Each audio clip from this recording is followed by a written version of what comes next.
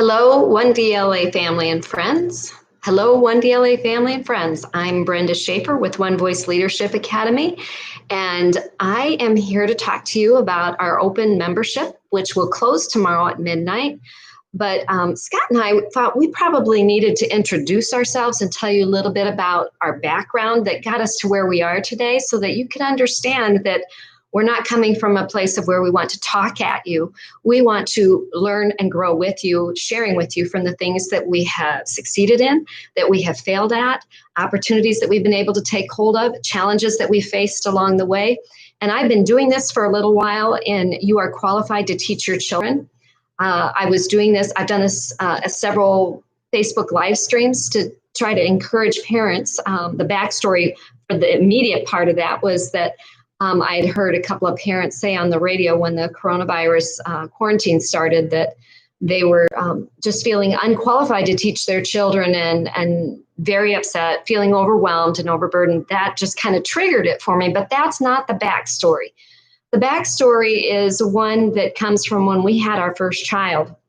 But I'm even going to go back just a little bit further because I want to talk about what my plan was versus what wasn't my plan and how we navigated those transitional seasons, because I'll be talking about that inside the membership and part of our character building life masterclass.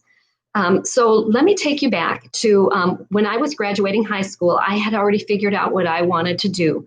I was planning to go to a community college for a couple of years and getting my requirements out of the way. And then I was going to transition to an out-of-state university. I believe it was Indiana University I was planning to go to in Bloomington, Indiana. They have a good business school, and I was planning to go for corporate law. Well, in the first semester at the community college, I met my husband. I fell in love. 15 months later, we got married, and that was 38 years ago, so he's put up with me for that long.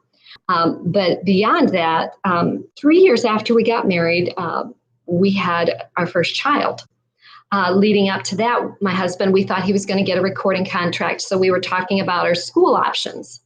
But we didn't anticipate the challenges that would come leading up to the birth of our first child. I was still planning on being a working girl. I was working at a bank at that time, and I enjoyed it. I was taking banking classes to get my associate's degree in banking. So you've already heard of a transitional season there. My plan had to shift after I got married, and my plan was to stay working at the bank full time after we had our first child. I wanted to work right up to my delivery date, my due date, and the truth is I did. She was 9 days late, and my water broke while I was at work. A little embarrassing, but we still took care of it. We decided to drive to where the hospital was, which was 30 minutes away, and my parents lived near the hospital, so we decided to try laboring there for a little while. Anyway, we had a bunch of challenges and circumstances, to say the very least. We had a lot of difficulties. We had 26 hours of labor with little to no progress. And it turned out that my blood pressure was soaring, and I had been diagnosed with preeclampsia, and both me and our baby were at risk. And it didn't look like either one of us were going to make it. So they had decided to do an emergency C-section with the hope of saving both of us.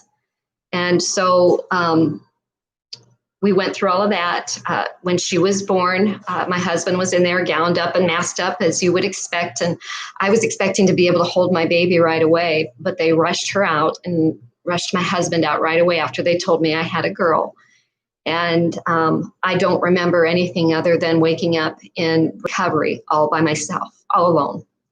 And I did not know it that our little girl was fighting for her life. She had a doctor and 7 nurses working on her, and my husband was watching through a window, and he didn't know how bad I was.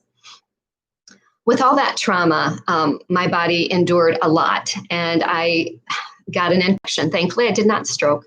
But with that infection, I was not able to hold my baby or have her near me for the first 5 days of her life. And that was extremely emotional. I was in a lot of pain. I kept spiking fevers. The infection had not been identified. Oh, you see Snickers in the background. The infection had not been identified, and it was just a very difficult and emotional time. And I say all that because that's when my plans changed. Excuse me. I should have closed the door. Snickers. Excuse me.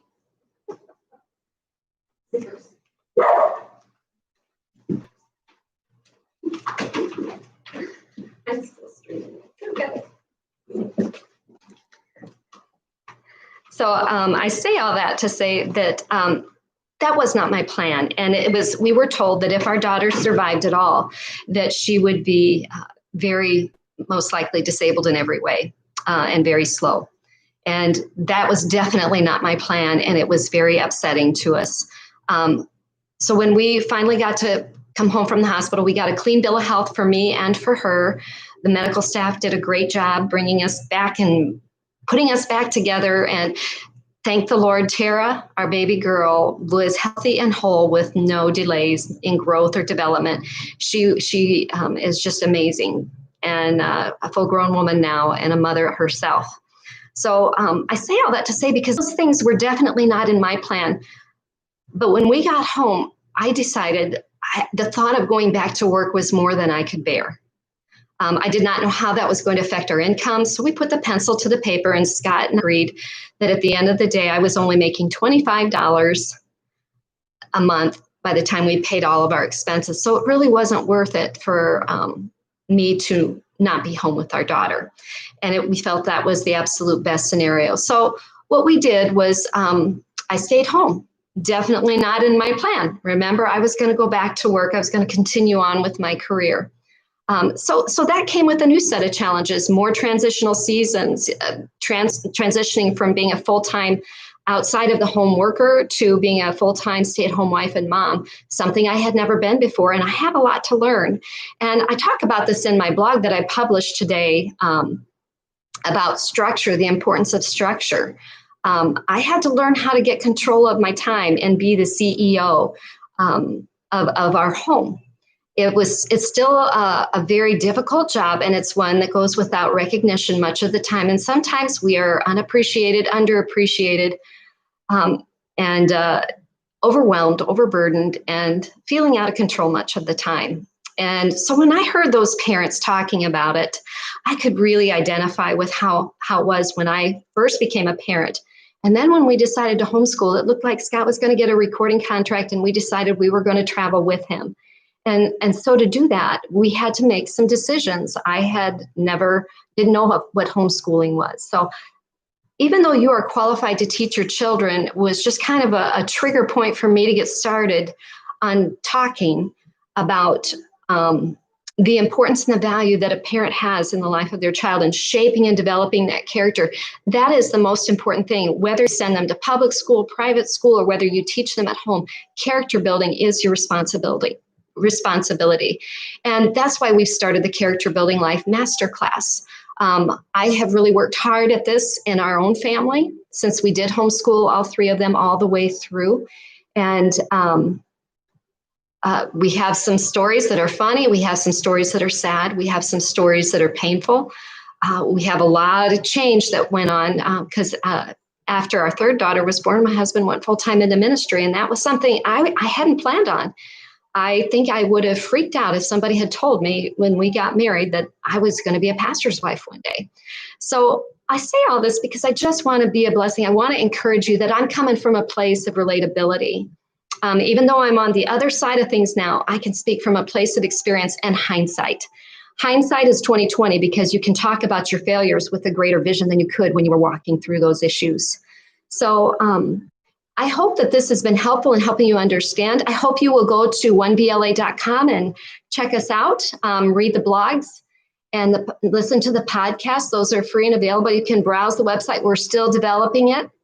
My husband will be doing a praise and worship masterclass, and I will be in a praise and worship masterclass and vocal training and character building life masterclass. And we have mapped out a journey and a success path to help you get from where you are to where you want to be by recognizing what matters most to you. For me, it was that my family was first when I didn't know if I was going to make it or if my daughter was going to make it. that became the most important thing in my life that I wanted more than anything else is our family intact.